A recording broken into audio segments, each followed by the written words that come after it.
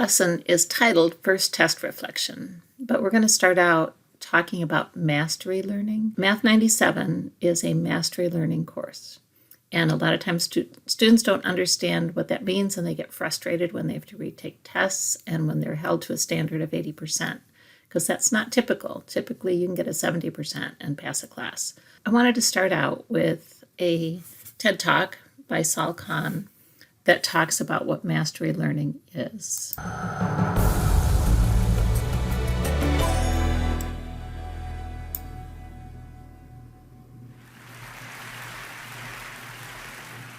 here today to talk about two ideas that, at least based on my observations at Khan Academy, are kind of the core, the key leverage points for learning.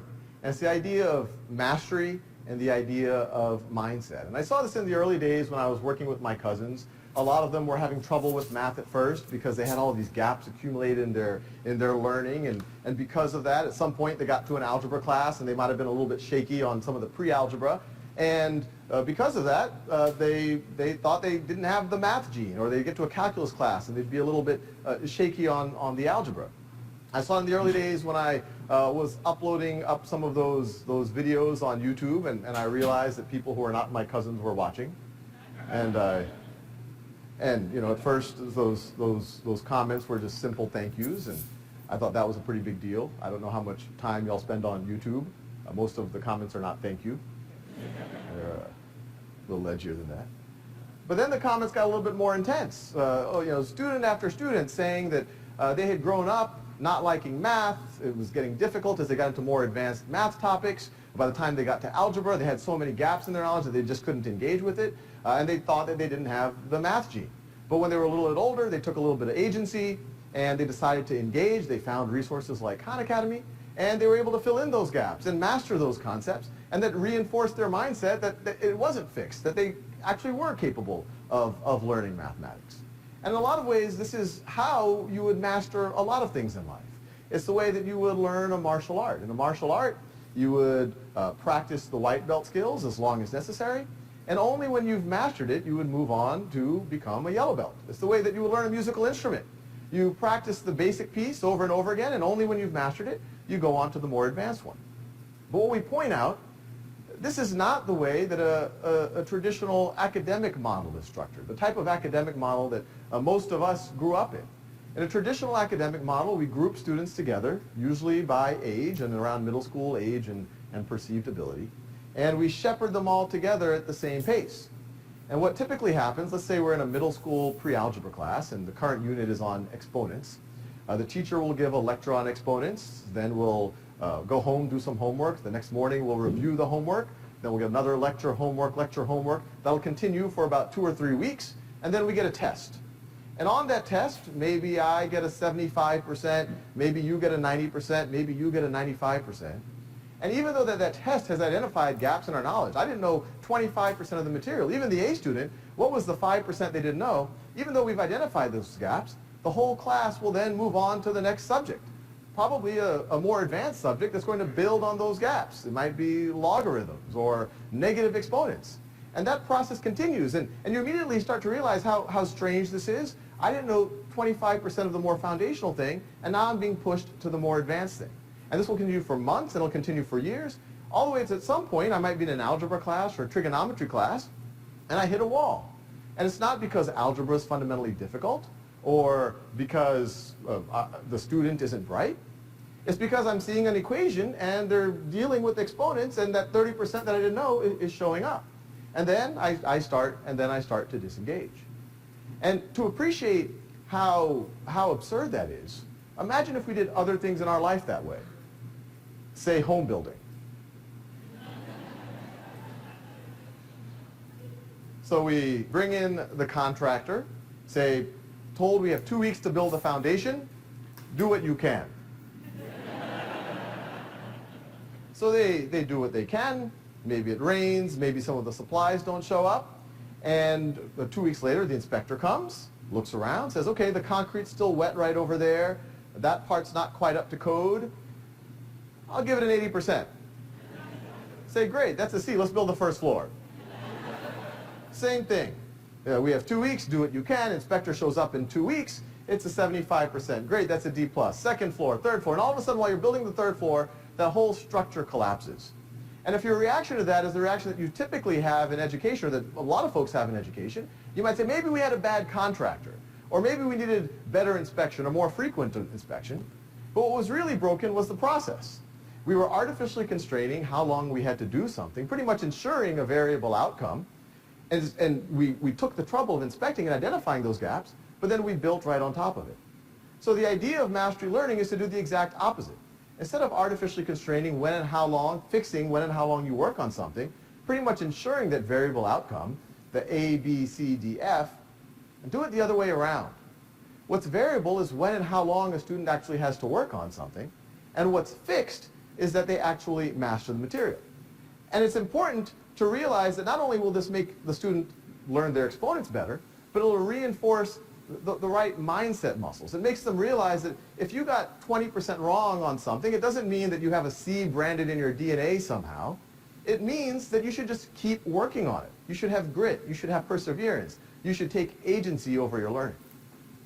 Now, a lot of skeptics might say, well, hey, this is all great. Philosophically, this whole idea of mastery-based learning and its connection to mindset, students taking agency over their learning, makes a lot of sense, but it seems impractical. To actually do it with students, it seems like every student would be on their own track. It would have to be personalized. You would have to have private tutors. You would have to work worksheets for every student. And there were experiments. These aren't new ideas. There were experiments in Winnetka, Illinois 100 years ago where they did mastery-based learning, and they saw great results, but they said it wouldn't scale because it was logistically difficult.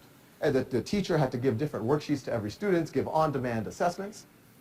But now, today, it's no longer impractical. We have the tools to do it. Students need an explanation at their own time and pace. Well, there's on-demand video for that. They need practice. They need feedback. Well, there's adaptive exercises. It's readily available for students. And when that happens, all sorts of neat things happen. One, the students can actually master the concepts, but they're also building their growth mindset. They're building their grit, their perseverance. They're taking agency over their learning. And all sorts of beautiful things can start to happen in the actual classroom. Instead of it being focused on the lecture, students can interact with each other. They can get deeper mastery over the material. They can go into simulation, Socratic dialogue. And to appreciate what we're talking about and kind of the tragedy of lost potential here, I like to give a little bit of a thought experiment.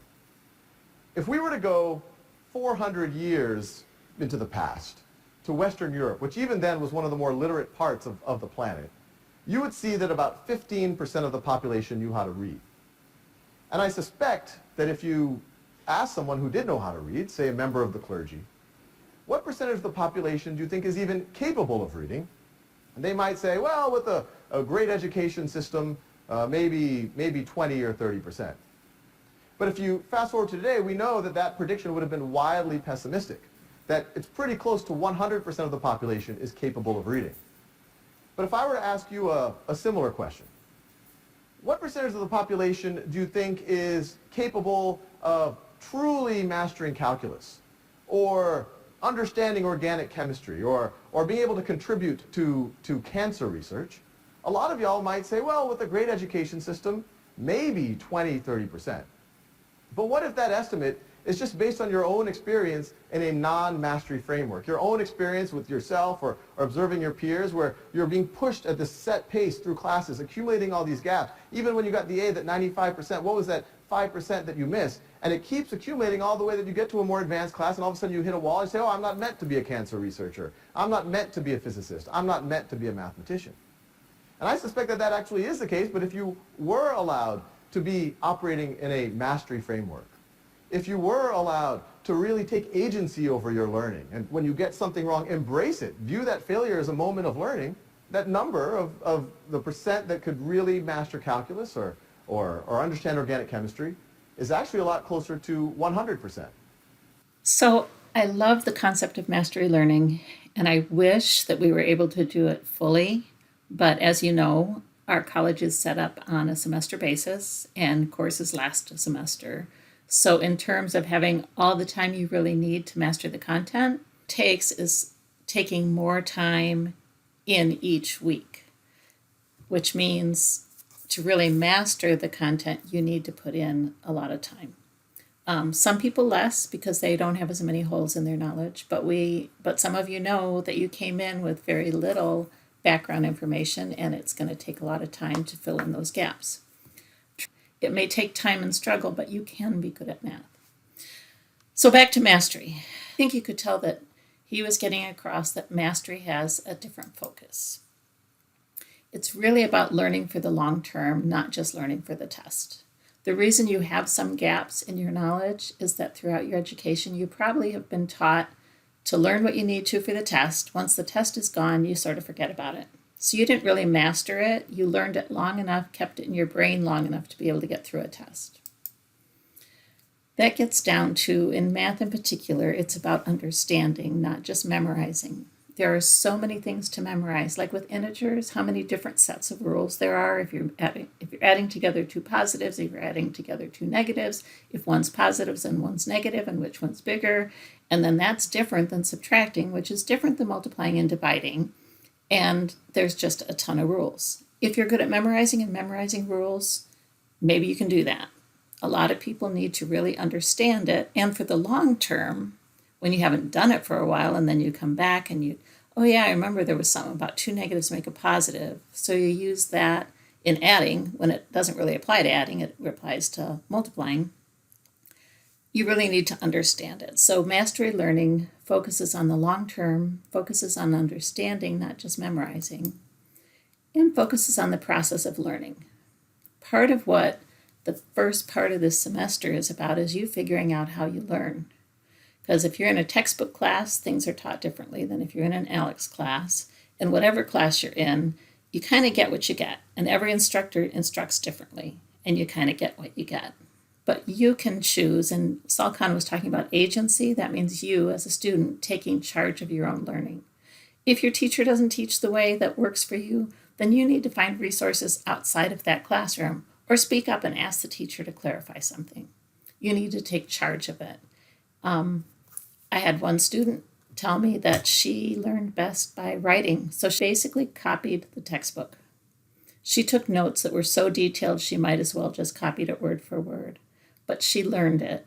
That was her method of learning. I had another who asked if she could bring her computer to class, and while I was lecturing, she had headphones on, and she had a website that worked really well for her to understand, and she would use that. So part of what you need to do at this point is figure out, how do you learn best? And keep at it until you understand it. So if you learn it one way and it's really not making sense, stick with it. Stick with the topic until you find something that helps you make sense of it. And then realize what really helps and start using that strategy first rather than waiting till using it last. Mastery learning also requires reflection and metacognition. Metacognition is means thinking about how you think. So to really learn how to learn, you need to not just plow through and keep going, but take time to stop and think back, not just about what you learned, but about how you learned it. So the assignment that's going to go along with this video is for you to reflect on your first test in Math 97. If you haven't had a test or scheduled knowledge check yet in Math 97, then wait to do this until you've actually taken that first test. Students who focus on the process rather than their performance will get the most from the course. That means if you focus on, how did I go about studying? What really worked for me? The ones I got wrong, what was it I did wrong? What was I thinking that led me to the wrong conclusion? These kinds of things. So you're reflecting on the process of learning rather than the performance, which is the grade. So often after a test, students will say, oh, got a 75%, or oh, I got a 90%. Okay, I'm moving on. The good students are the ones who go back and look at what they missed and figure out why they missed it and learn it, even if you don't get a chance to retake it. Instead of focusing on the performance, focus on the process, which is, what did you do to prepare for the test? How did you handle topics you didn't understand? So as you were going through trying to learn things, if you didn't understand it, what did you do?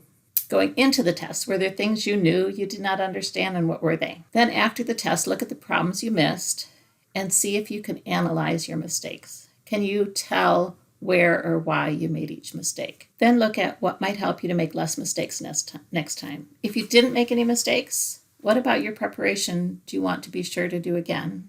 Or what might you add?